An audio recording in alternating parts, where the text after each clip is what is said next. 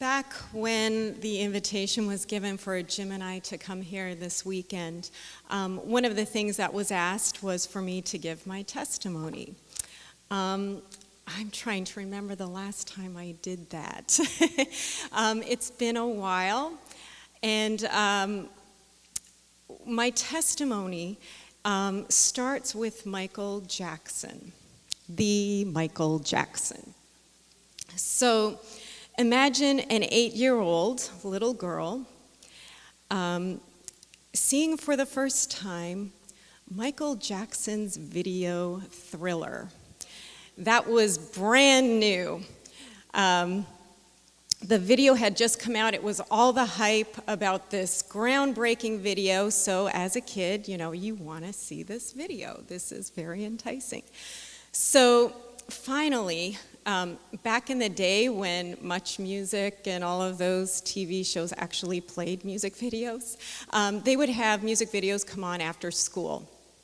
So I was at a friend's house. I don't remember where I was, but the video came on, and I was so excited. I was finally going to see this video.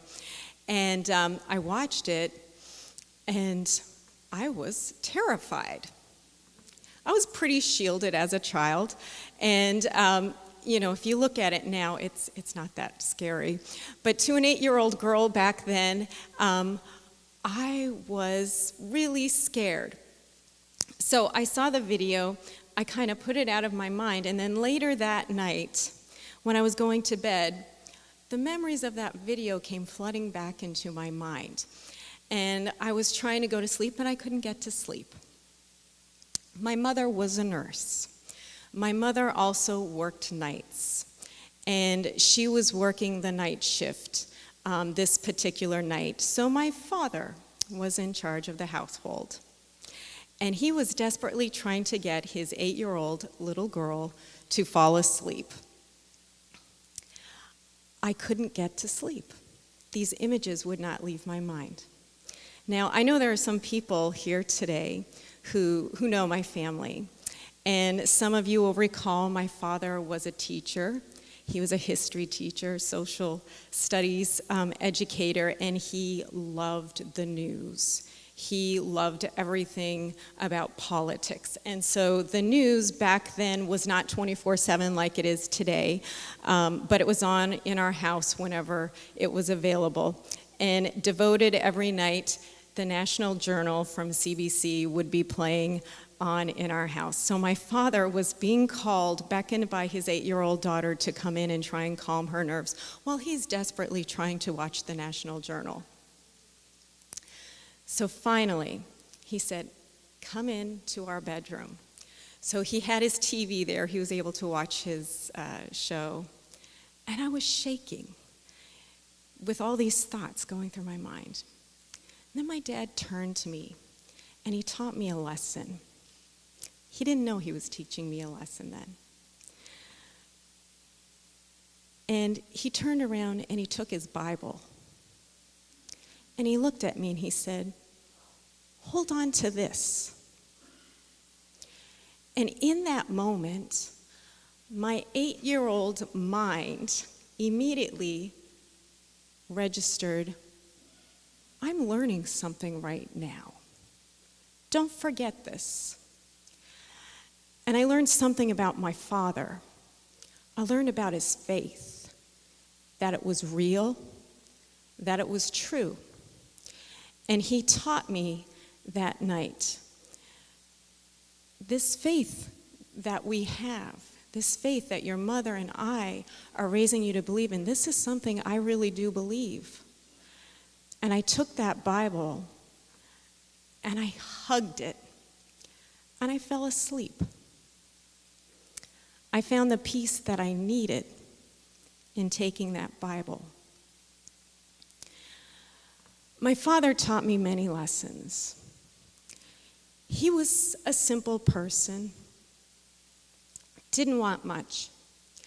And I was always taken with those things that would the sweepstakes where you would have to get magazines or something and you'd get a drawing and you could win like $10 million or something like that. And I would say, oh, wouldn't it be wonderful if we won all this money, what could we do with it? I remember saying this to my dad one time and he looked at me and he said, I wouldn't want to win that. He said, it's too much money, we don't need that money. He said, I'm happy with what I have. He was a high school teacher. We had a home. He said, this is what I want. This is all I need. And that was true. He taught me that lesson.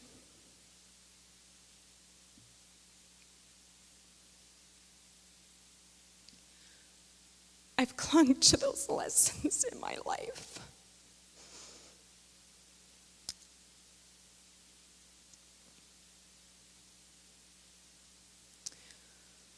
When I turned 13, I lost him.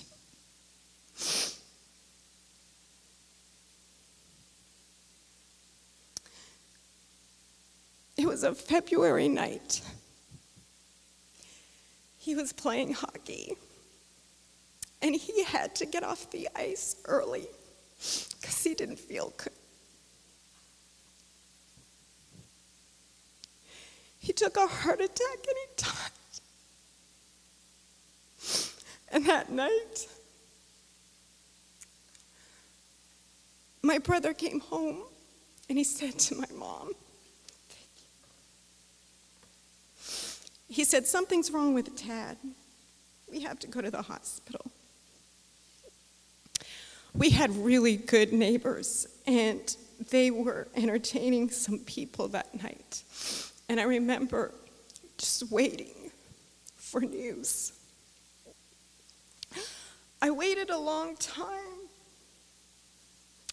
until finally they walked me over to my house and I saw our street lined with cars. And I knew instantly then the news that I was going to hear.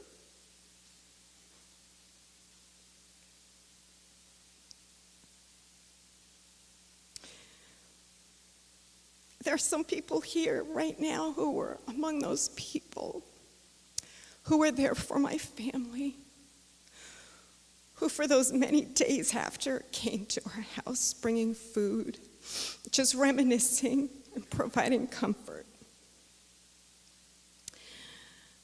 I don't know what it's like to lose a parent as an adult, but I can imagine that for a child, it's very traumatic because you have to deal with so many things. You have to deal with fear of the future, fear of what's going to happen next, what's around the corner you can't anticipate. And that's something that has haunted me since I was 13, is trying to anticipate the next thing that could completely upheave my life and throw it out of balance.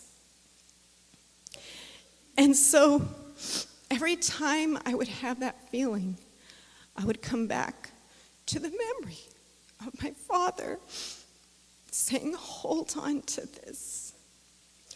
And his faith and his peace with his life. He was 42, but I know in that short span, he led a good life. He led a full life.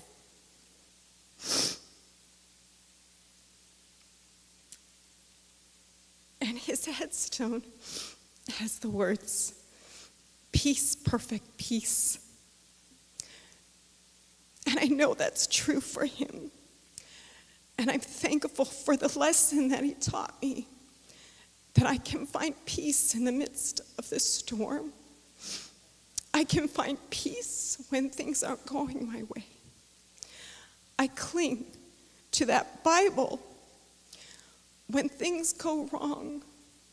And I'm mostly thankful that my earthly father taught me who my heavenly Father is. And so, if I can gather myself right now, I'm going to present a song that's in a songbook that my husband did a lovely arrangement of. And it's called "Oh, the Peace," and I hope you enjoy it.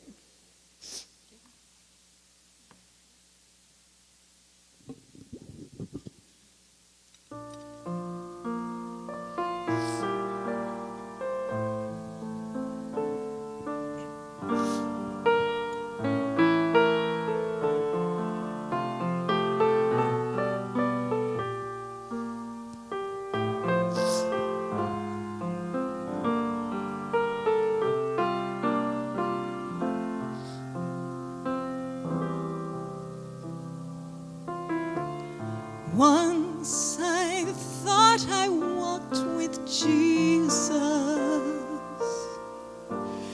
yet such changeful feelings had, sometimes trusting, sometimes doubting, sometimes joyful, sometimes sad.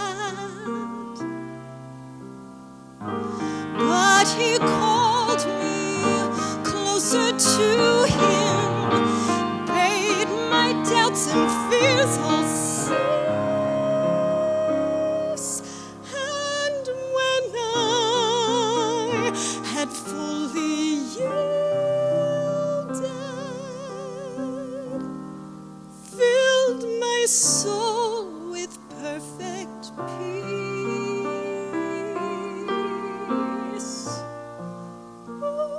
The peace my Savior gives, peace I never knew before, and my way has brighter grown, my way has brighter grown, since I've learned to trust him more.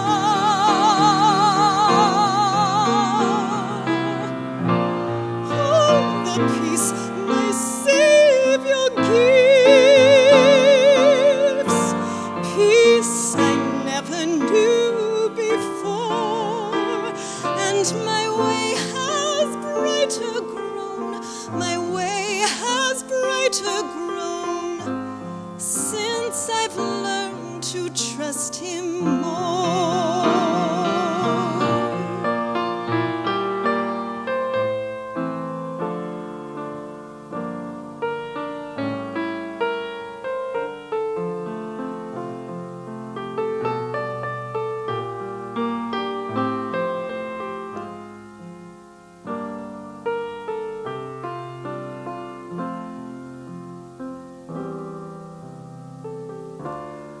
Once I thought I walked with Jesus,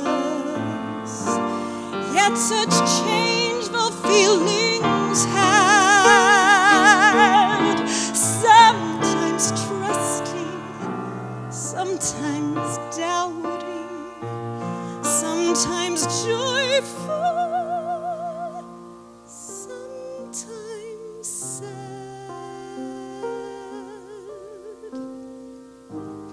But he called me closer to him, bade my doubts and fears all cease.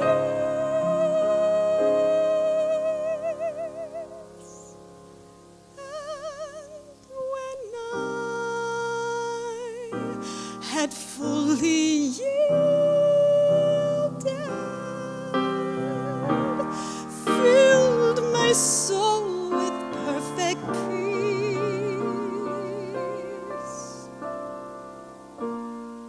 Oh, the peace my Savior gives,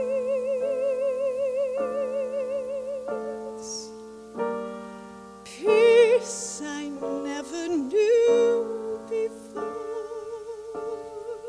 and my way has brighter grown, my way has brighter grown, since I've learned to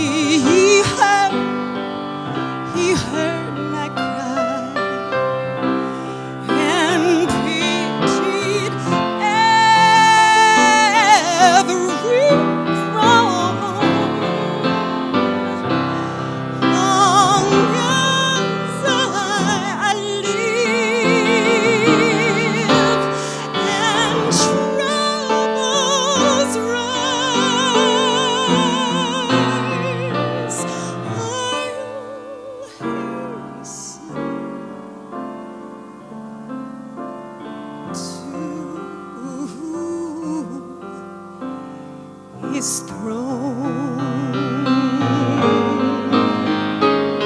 Oh, I love the Lord. He heard my cry and pleaded every groan. Long as I live and troubles rise,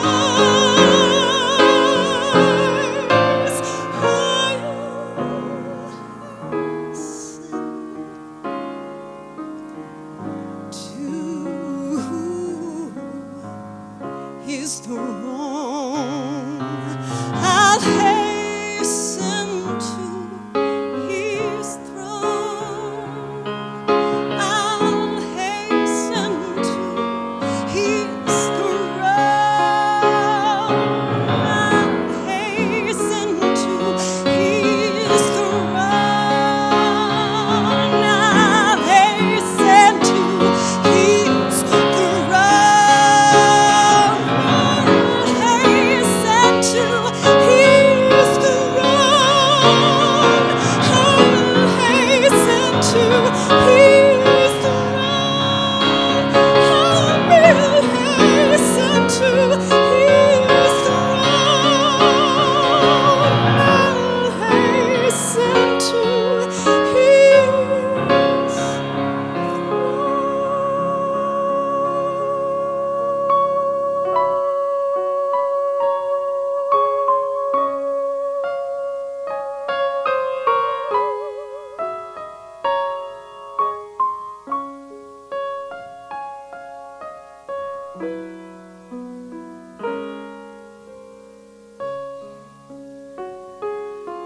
I'm